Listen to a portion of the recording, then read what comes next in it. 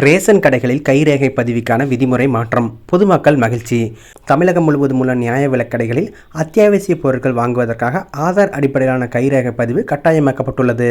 ஆனால் இந்த கைரேகை பதிவு சரியாக பதியப்படாது அல்லது பலமுறை முயற்சி செய்ய வேண்டிய நிலை போன்ற காரணங்களால் பொதுமக்கள் மற்றும் ரேஷன் கடை ஊழியர்கள் பெரும் சிரமங்களை எதிர்கொண்டனர்.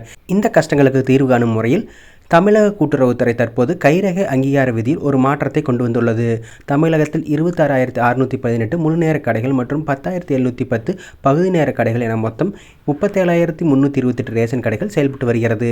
இந்த கடைகளில் மின்னணு விற்பனை கருவி மூலம் பொருட்கள் விநியோகம் செய்யப்பட்டு வருகிறது. ரேஷன் அட்டையில் உள்ள உறுப்பினர்களின் கைரேகை ஆதார் அட்டையில் உள்ள கைரேகையுடன் ஒத்துப்போனால் மட்டுமே பொருட்கள் வழங்கப்படும் வகையில் இந்த கருவியின் மென்பொருள் வடிவமைக்கப்பட்டு இருந்தது.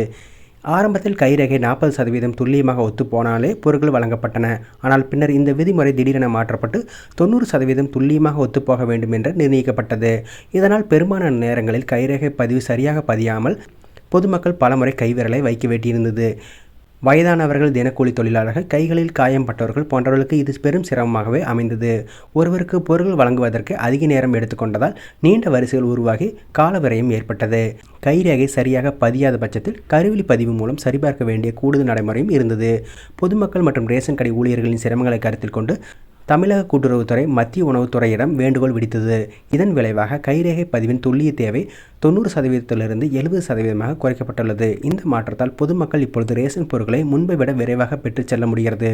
தற்போது கைரேகை பதிவு ஒரு முறை வைத்தாலே போதும் என்ற நிலைக்கு வந்துள்ளதால் முன்பை விட சற்று வேகமாக பில் போட முடிகிறது என்று ரேஷன் கடை ஊழியர்கள் தெரிவிக்கின்றனர்.